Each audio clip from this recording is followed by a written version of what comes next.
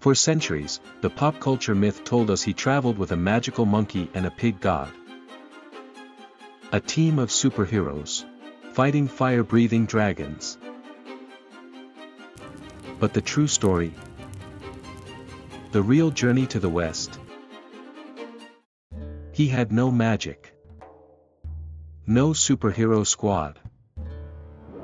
His only companion was a broken-down, scrawny old red horse. And his enemy wasn't a demon. It was a 130-degree furnace called the River of Sand. A barren wasteland that offered zero cover. And absolutely zero mercy. This is not a fairy tale. This is the ultimate story of human survival. The year is 627 AD. The Tang dynasty is rising to become the absolute superpower of the medieval world. But this golden empire is under threat. Northern nomads, the vicious Turkic cavalry, are massing at the borders. In response, the emperor drops an iron curtain across the nation. The borders are completely sealed. No one goes out. No one comes in. Leaving the empire without imperial permission meant one thing: treason. The punishment was execution. But for a 25-year-old brilliant monk named Xuanzang, staying meant spiritual death. The Buddhist texts shaping the empire's soul were fractured and severely mistranslated. For decades, scholars argued endlessly over these broken scriptures, leading to spiritual chaos. Xuanzang knew that without the original texts from India, the true path would be lost forever. He petitioned the emperor to leave. He was denied. So, he made a fatal choice. He would go, illegally. For months, he traveled in shadows along the ancient Silk Road. His face was painted on wanted posters across every major city. Bounties were placed on his head. An educated scholar, he was forced to sleep in freezing caves and rely on the mercy of strangers, always one step ahead of the emperor's spies. Eventually, his journey hit a massive wall. The Jade Gate. This was the edge of the known world. The final fortress separating China from the deadly western regions. Beyond the gate lay 5 heavily guarded watchtowers, spaced miles apart in the desert. These weren't just walls, they were a sophisticated military machine. Elite archers manned the parapets, overlooking a flat, barren desert floor that offered absolutely zero cover. The watchtowers were positioned exactly near the only water sources. To survive the crossing, Xuanzang had to navigate a deadly no-man's land in pitch blackness, and refill his water skin right under the noses of guards. Guards who had strict orders to shoot anyone on sight. In the dead of night, he crept toward the first watchtower. He held his breath, moving like a ghost through the dry brush. He reached the water. Just as he dipped his skin into the stream, a twig snapped. A torch flared. The guards spotted a shadow. Instantly, an arrow pierced the dark, slamming into the earth just inches from his skull. The fugitive was exposed. The hunt had begun. He survived the arrow. Vanishing into the blackness of the Gobi, Xuanzang left the Tang guards behind.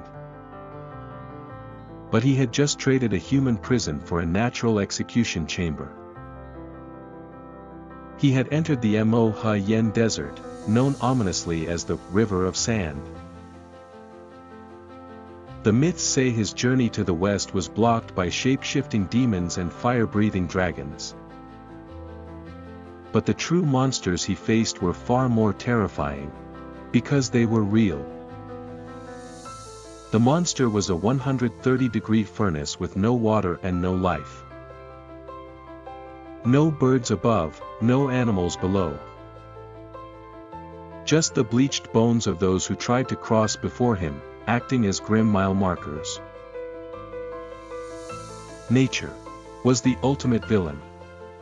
For a journey like this, water is your god.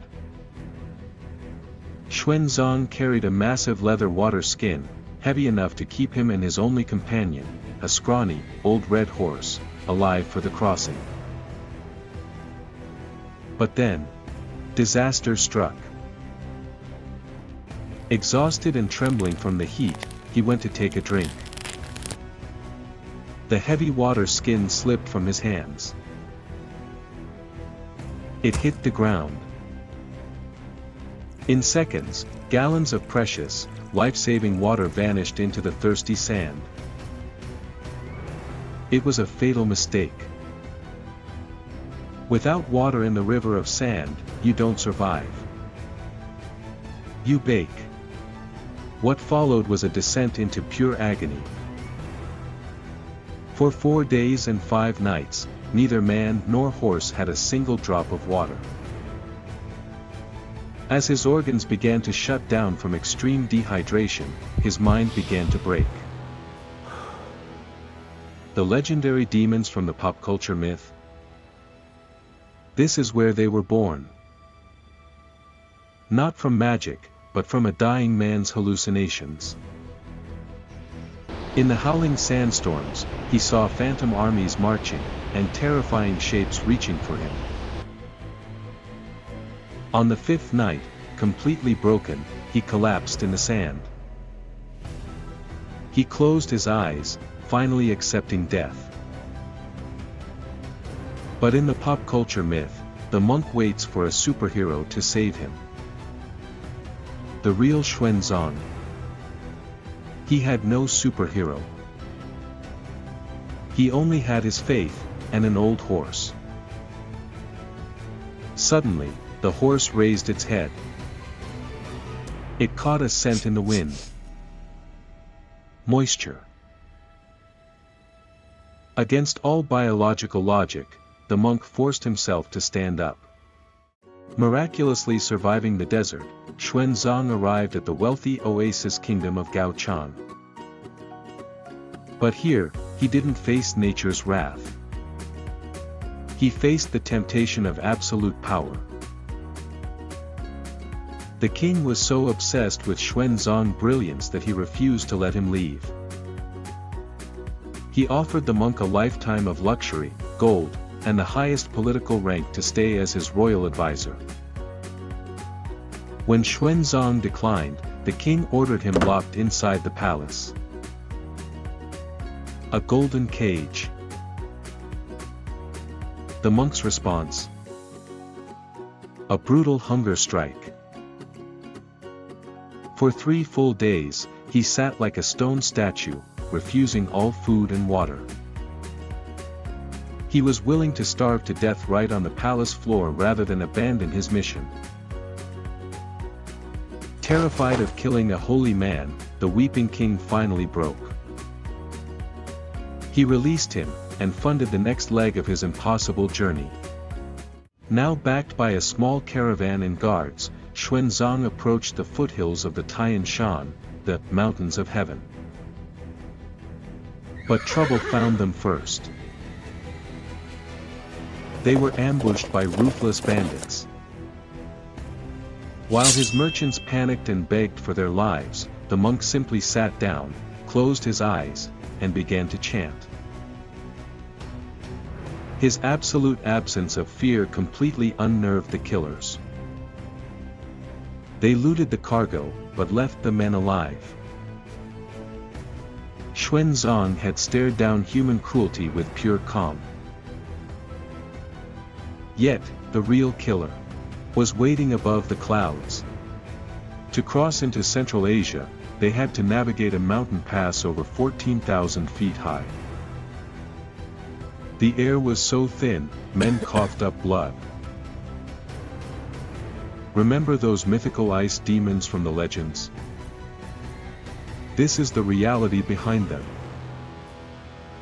It was a frozen hell of blinding whiteouts, altitude sickness, and bottomless crevasses.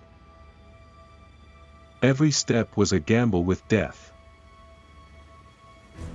Then, the mountain roared. A massive avalanche triggered without warning, slamming into the caravan. In a fraction of a second, a third of his followers were wiped out. 14 men, buried alive under thousands of tons of crushed ice. There was no magic monkey to save them. No divine intervention. Frostbitten and devastated, the survivor had no time to mourn. To stop moving meant freezing to death. Xuanzang forced his frozen legs to keep walking, stepping over the icy graves of his friends. Higher and higher. Into the blinding white. After 3 brutal years, surviving the unsurvivable, the ice finally melted. The fugitive monk had reached the promised land. India. His ultimate destination was Nalanda. If Tang China was the military superpower of the world, Nalanda was its intellectual brain. It was the Oxford of the 7th century. A massive, sprawling mega-university with 10,000 scholars, towering 9-story libraries, and millions of ancient scrolls. For Xuanzang, it was paradise. He spent years here, mastering languages and devouring the original, uncorrupted texts he had risked his life to find. But reading the texts within the safety of the library wasn't enough. Xuanzang wanted to walk the actual length of this sacred, yet dangerous land. He plunged into the chaotic, warring kingdoms of the Indian subcontinent. For several years, he trekked through tiger-infested jungles and scorched plains, reaching as far as the southern coasts. And death was always just one step behind him. While sailing down the Ganges River, his boat was hijacked by a ruthless gang of river pirates. They dragged him ashore, stripped him, and prepared to sacrifice him to their dark goddess. As Xuanzang calmly closed his eyes and awaited the blade, a sudden, violent hurricane ripped through the forest, tearing up trees and sinking the pirate ships. Terrified by what they thought was divine wrath, the pirates dropped their weapons and bowed at his feet. Word of his miraculous survival, his encyclopedic knowledge, and his unbreakable aura spread across India like wildfire. He was no longer just a foreign student. He was a geopolitical VIP. His brilliance culminated in a great debate, hosted by the most powerful king in India. Xuanzang sat on a throne before 18 kings and 3,000 of the sharpest minds from across the continent. For 18 days, anyone could challenge him. If he lost, he offered his head. But no one could defeat his logic. He remained completely undefeated, becoming a living legend in India. They offered him absolute wealth and highest honors to stay forever. But as he looked at the mountains to the east, he remembered the spiritual chaos back home. He packed over 600 priceless manuscripts onto a caravan of elephants and horses. The ultimate survivor was going back into the nightmare. He was going home. 16 years after he sneaked out in the dead of night, Xuanzang returned to Chang'an. the 10,000-mile journey was over. And the death penalty for treason? It was cancelled. The emperor himself welcomed him back, not as a criminal, but as a conquering hero. The empire that once put a bounty on his head, had now rolled out the ultimate red carpet. And the emperor who forgave him? Emperor Taizong. He was the ruthless mastermind behind China's greatest golden age. An era built on brilliant military conquests, brothers murdering brothers, and a deadly game of thrones. And somewhere deep inside his shadowy court, quietly watching this empire of men, was a young, brilliant concubine. She was calculating. She was waiting. And she was about to become the only female emperor in the history of China. But that story of blood, power, and betrayal is for our next video. Make sure to subscribe, and I'll see you in the next chapter of history.